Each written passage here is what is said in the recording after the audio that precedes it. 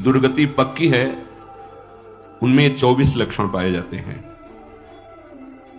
इनकी व्याख्या भी होगी, पहले सुनिए। सबसे पहला काम भोग, ये सबसे बड़ा शत्रु है और पूरी सृष्टि का एक ही लक्ष्य है, मेहनत करके खूब धन कमाओ और अपनी कामनाओं की पूर्ति करो, सुखी रहो, शांत रहो, प्रसन्न रहो, ऐसी अंदर भावना है।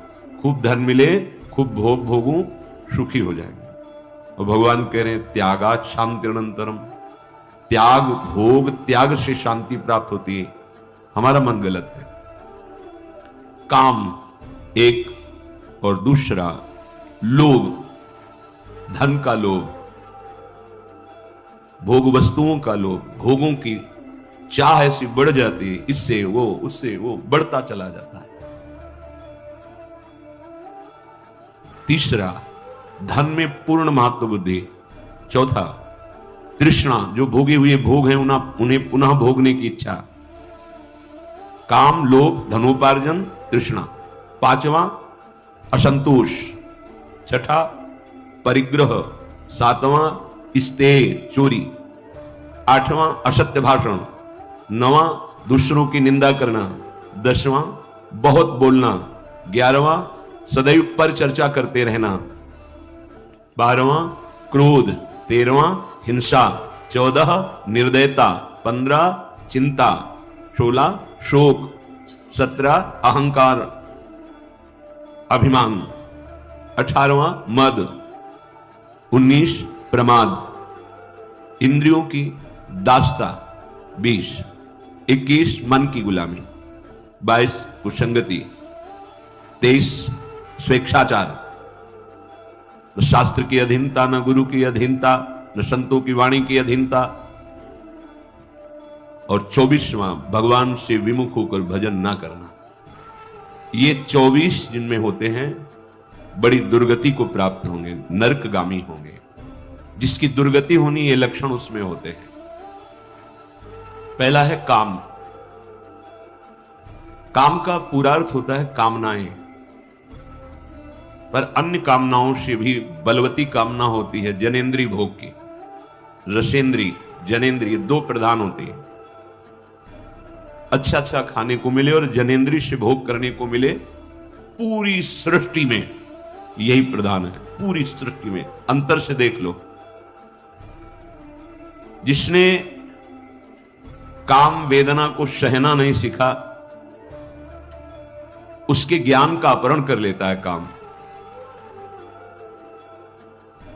स्मृति का अपहरण कर लेता है। स्मृति अपहरण होते ही बुद्धि भ्रष्ट हो जाती है और वो ऐसे कामों को भोग करने लगता है जो महापाप कहे जाते हैं।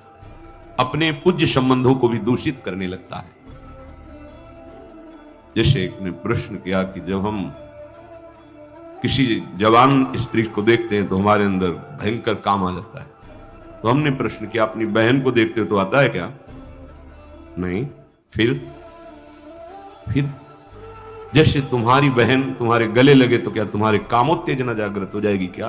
बहुत ही राक्षस हो तो बात अलग है, कोई फर्क। मेरी बहन है। आपकी बेटी आपके गले से लगे तो क्या काम भाव आ जाएगा क्या?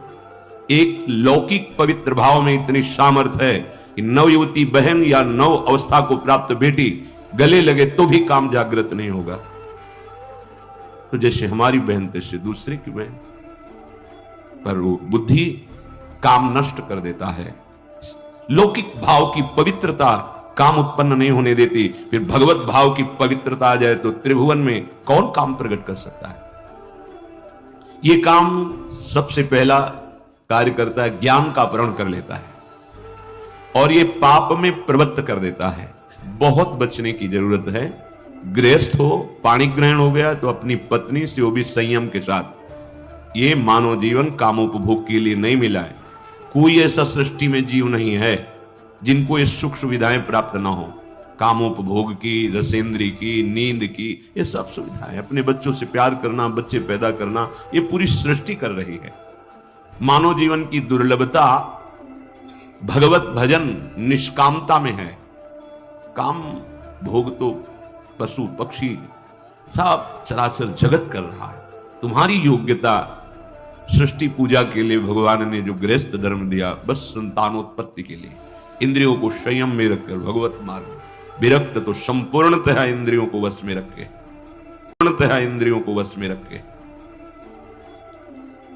जिसके काम के द्वारा अपरीत हो गई है बुद्धि, वो फिर रुकता नहीं, पापाचरण ऐसे करने लगता है जो अक्षम्य अपराधों में आते हैं, भारी दुर्गति करा देता है काम। पूरे जीवन संभाल के चलते, चूक कर दी वहीं गिरा देगा। बहुत बहुत इसका बड़ा प्रभाव है काम का पूरी सृष्टि में, यहां से लेकर ब्रह्मलोक तक। चूक किसी से भी करा दे सकता है। नाम है तो काम की ताकत नहीं कि वो उसे भ्रष्ट कर सके। भगवान नाम, हां पहले थोड़ा मार्जन होने दीजिए, मन को नाम मार्जन करता है। कल किसी उपासक ने प्रश्न किया बाहर से आके कि आप कहते हैं नाम जप करो, पर जब नाम जप करते तो छाती जलती है, नाम छोड़ देते तो ठीक हो जाता है। ये क्या है? तुम्हारे मन का मार्जन हो रहा है। जैसे स्वर्णकार के पास जब स्वर्ण पहुंचता है तो आग में उसे तपाता है, गलाता है। जे ही आग में तपाता है तो स्वर्ण चमकने लगता है और उसका मल नष्ट हो जाता है। ऐसे ही मन भगवत स्वरूप है, ये कामनाओं वासनाओं से मलिन हो गया है। नाम इस पर अग्नि पैदा करता है तो समस्त ममता मल, वासना मल, कामना मल, ये सब भस्म हो जाता है। इसीलिए सहत सहत बाढ़े भगति, ये सहो, वो जलन दुखदाई नहीं है, प्रसन्न हो। जो तुम्हें अनेक जन्मों में जन्म ले लेकर के दंड भोगना था शारीरिक, वो मानसिक थोड़े से जलन में नाम भगवान निपटा रहे हैं। डरो मत, इस जलन से मत डरो। अगर डर गए तो वो आग की ज्वाला मिलेगी जिसे तुम सही नहीं पाओगे। ये तो थोड़ी सी जलन है, थोड़े समय के लिए, जहां निष्पाप हुए आनंद की धारा प्रकाशित हो जाएगी। काम की पूर्ति हुई तो लोभ का प्रादुर्भाव होता है। जो हमें प्रिय लगता है उसे इकट्ठा करना, जो भोग प्रिय लगता है उसके सानिध्य में रहना, यही हमारे बंधन का स्वरूप है। अगर कामना में बाधा पड़ जाती, भयंकर क्रोध उत्पन्न हो जाता है। यह भी वही कराता है, कुछ भी करना पड़े। क्रोध ऐसा पाप प्रकट कर देता है, पूज्य जनों की हिंसा भी करा देता है। जो शास्त्र में निषेध कही गई वो बातें कर बैठता है।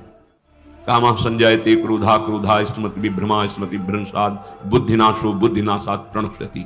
मूल काम दो बातें प्रकट करता है, एक तो भयंकर क्रोध और दूसरा लोभ। ये तीनों बहुत ही घातक है। क्रोध आने पर अपने पूज्य जिनके चरण पखार कर उनको पीटते देखा गया। जिनकी वंदना, जिनकी कृपा से भवबंधन मुक्त हो जाए, उनको नाना प्रकार की प्रताड़ना करते, जहर देना आदि आदि करना। कैसा कैसा स्वरूप इन विकारों का है जो सर्वनाश कर देते हैं, और इन्हीं को प्रिय मानकर गुप्त रख के हृदय में संसार में विचरण करता है और समझता है मानव देह की सफलता इन्हीं भोगों में है।